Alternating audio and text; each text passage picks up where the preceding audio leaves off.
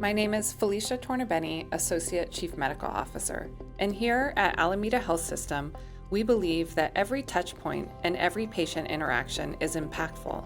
As such, the areas of quality, safety, service, workforce experience, and patient access are interconnected, and together they create the patient experience. Why is patient experience important?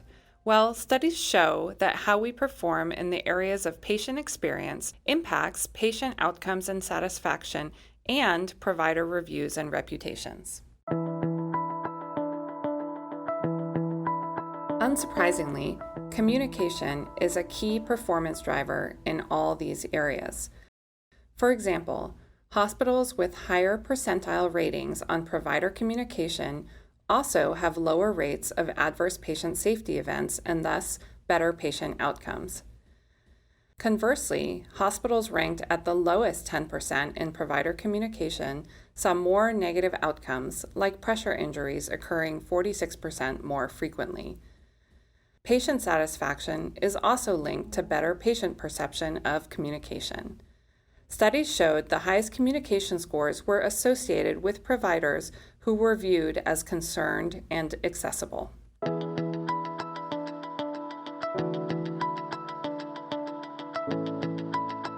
In a recent survey, 94% of patients report using online reviews to evaluate their physicians, and 72% report using online reviews as the first step to finding a new doctor. But what factors are most prominently linked to negative reviews? Studies examining this show that 73% of patients giving negative reviews felt always or often rushed by their doctor, and 71% felt a lack of compassion from their healthcare professional. With all of this in mind, by focusing on our interactions and simple yet impactful communication skills, we can improve our patients' experience and build stronger relationships with them. Cultural sensitivity in itself is a large topic, but it must be considered at every patient interaction to help our patients feel seen, listened to, and cared for, as well as to obtain best patient care outcomes. We live in an area with great diversity, and at AHS, we serve all. This means we must demonstrate respect to all patients irrespective of, but not limited to, their self-identified ethnicity, religion, or cultural beliefs. Our patients come from many different socioeconomic, religious, and cultural backgrounds. They have varying beliefs about medicine, healthcare, nutrition, and may have different levels of healthcare literacy. As such, we must be respectful and mindful of our own biases, as well as biases within certain communities when communicating with patients. For example, some patients come from communities that mistrust the use of medication or Western treatments. Also, our own implicit biases about patients may lead them to receive less treatment, be taken less seriously, and have less autonomy and say in their care. Some may also have language or literacy barriers. Thus, as providers, it is imperative that we promote patient-centered care by approaching each patient with cultural humility and sensitivity. When communicating with patients, always assess challenges they may face in their care by asking relevant background questions respectfully and from an angle of helping. Remember to utilize our resources such as social workers and interpreters when necessary. We cannot always anticipate every implicit bias a patient may face in their care journey. However, by always considering cultural humility and sensitivity in our communication and the care we provide to our patients, we can certainly help break down barriers our patients may face.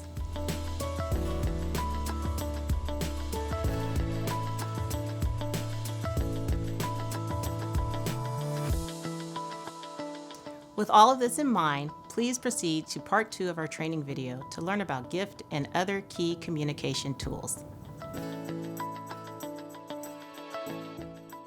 It is important to use GIFT at every patient encounter. GIFT is our service standard here at AHS. GIFT is a communication tool that provides the framework for us to consistently connect with our patients and drive a culture of compassionate care through human connection. G stands for greet. I stands for introduce. F stands for what am I here for, or what can I do for you? And T stands for thank you, and is there anything else I can do for you? So now let's see gift in action along with other communication tools.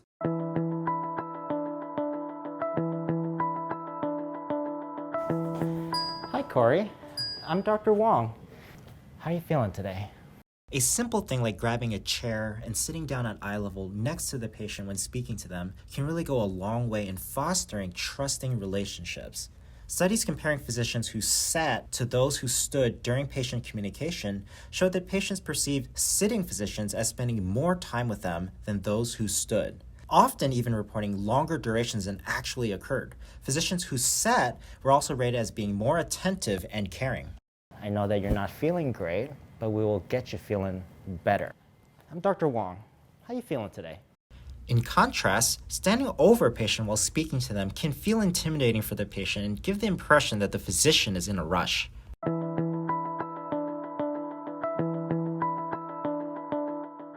I just wanted to talk to you about why you're in the hospital with the heart failure. Soft skills like eye contact and tone of voice are essential to building trust. They keep the patient feeling engaged, connected, and seen. It can be very challenging to really understand all the different types of foods that you have to avoid and what has sodium, what doesn't have sodium. On the contrary, distracted or averse behaviors betray disinterest or worse, a lack of concern. Especially with increased face mask requirements, eye contact and tone of voice have become a more fundamental facet of communication.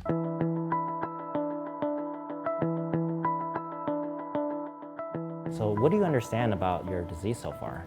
I just know that my heart is not working like it's supposed to, and that's the reason that my legs are swelling up and I get short of breath at times. Active listening is key to building trust in the patient-clinician relationship. Asking open-ended questions and avoiding the temptation to interrupt have a substantial impact on the patient experience. Allowing a patient to speak freely, uninterrupted, helps the patient feel heard and a part of their care. When uninterrupted, a patient will normally complete their story in 92 seconds or less. However, studies show physicians only spend an average of 11 seconds listening to a patient before interrupting. This does not give the patient an adequate opportunity to express how they feel. Just kind of worried about like my job, just more or less myself, and I just want to just try to get a better understanding of what's going on. I'm just really scared right now. Additionally, studies show encounters are actually longer when patients are interrupted in the middle of their discourse. Even when just asking a clarifying question, it's best to just let them finish. Hey,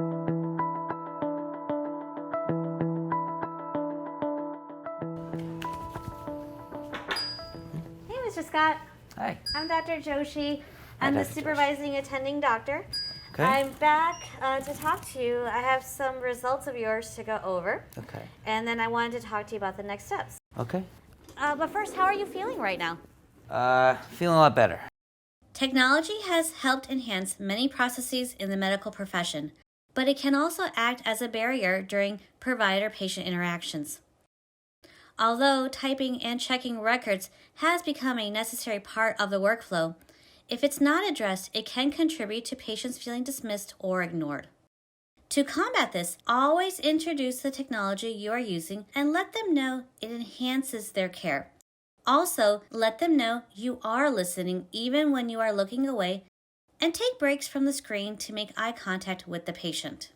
First of all, I just wanted to tell you that I'm going to be using the computer to show you some of your records. Okay. And I may type while we're talking, but I am definitely paying attention to everything you're saying. Okay, no worries. I'm glad that your pain is a little bit better. And in fact, it's probably related to the Maalox that we gave you when you first came in. And then because we were concerned about your chest pain, if you can see over here, we did an EKG and some blood work. We did a CBC, a CMP, which stands for Comprehensive Metabolic Profile. Gotcha. And in my opinion, the most important test, which is a troponin, which is negative in your case. And by negative, it means it's not elevated, Gotcha. which is another sign that you're not having a heart attack.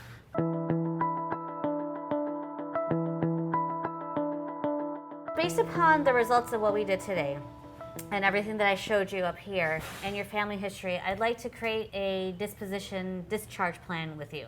Okay. Many patients often feel rushed and uncertain about their healthcare encounters. Patients will often say they understand or nod even when they don't understand instructions. This makes using TeachBack even more vital in preventing miscommunication and adverse outcomes. TeachBack also increases patient compliance and reduces their anxieties. So we reviewed a lot. Do you mind just repeating back to me what we want to do with your discharge plan? Yeah, I could do that, I think. Started off with I don't have a heart attack, which is great. But I need to talk with my doctor and then set up a stress test. And then we also talked about reasons to come back. Do you recall those reasons? Oh, right. If I feel that pain again, or if you said like nausea and vomiting. Yep. Anything else? Gotcha. Sweatiness or difficulty breathing. Gotcha. Okay. Please come back. Yeah. Mr. Scott, I really want to thank you for coming in today. I know you're busy, and I know that paper, like you said, that deadline is still looming ahead of you. But is there anything else that concerns you or anything that you feel like is impeding your health that we could help you with today? No, feeling much better now. So I think I'm good. Great. All right. All right. Thank you so much.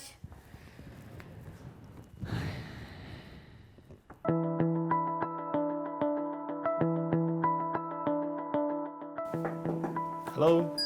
Hi, I'm Dr. Ng. I'm going to be your dentist today. Hi, nice to meet you. My name's Marcus. Hi, Marcus. Good morning. Good morning. Thank you for joining us. So what brings you in today?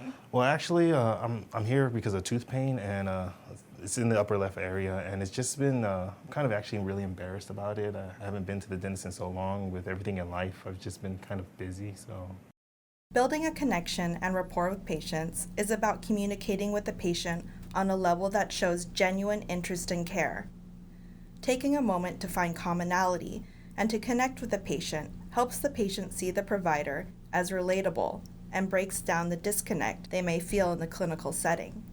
Yeah, well, we don't want you to be embarrassed at all. We see so many different patients come through our doors with different, oral health conditions. So we definitely are, we're here to help you. We're not here to judge you. Thank you. With life and everything and my kids, they keep me quite busy, so it's been pretty intense. Tough. So you have some kids? Yes. What are their ages? I have 3 boys, a 10-year-old, a 7-year-old, and a 5-year-old. Oh, wow. Yeah. That must keep you really busy. Yeah, I do get busy with schooling and their sports and activities. It's just pretty intense. That's what took me so long to get here. Yeah, I have a niece. She's almost 1 year, and she's starting to, stand up, run around, and get into things. So I could only imagine having 3 kids, what that must be like. It is pretty busy, and that's why it took me so long, and that's why I'm just kind of concerned, but it got to the point where I needed to come in, so. Well, I'm glad that you took the time to come in today, and hopefully we can help you with your dental problem and get you out of pain. Thank you. Appreciate You're it so much.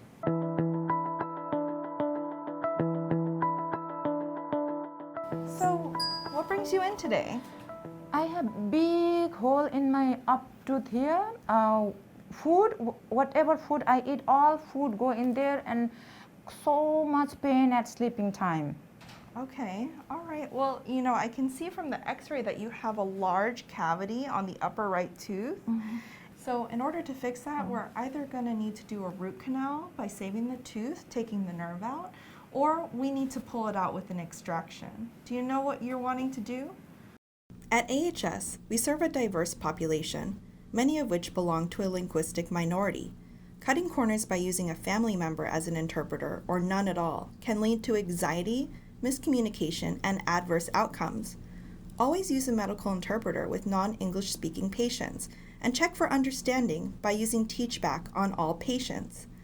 Even our English-speaking patients may not understand medical jargon, so remember to explain things in layman's terms. Also, keep in mind that our bilingual patients may still need an interpreter and may feel more comfortable asking questions with an interpreter present. No, I can't say. I really don't know. Well, where are you originally from? I'm born in Bhutan, but I speak Nepali. You speak Nepali. Okay. Right. Well, would it help if we got an interpreter on the line? That would be nice. Thank you. Yes, hello? Hi, this is Dr. Ng. I have a patient here, and we're trying to explain her treatment plan. So we have a tooth that either needs a root canal or an extraction.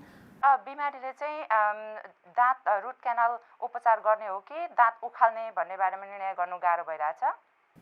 Root canal भनेको के हो? What's root canal? Well, a root canal is we try to save the tooth by removing the nerve inside.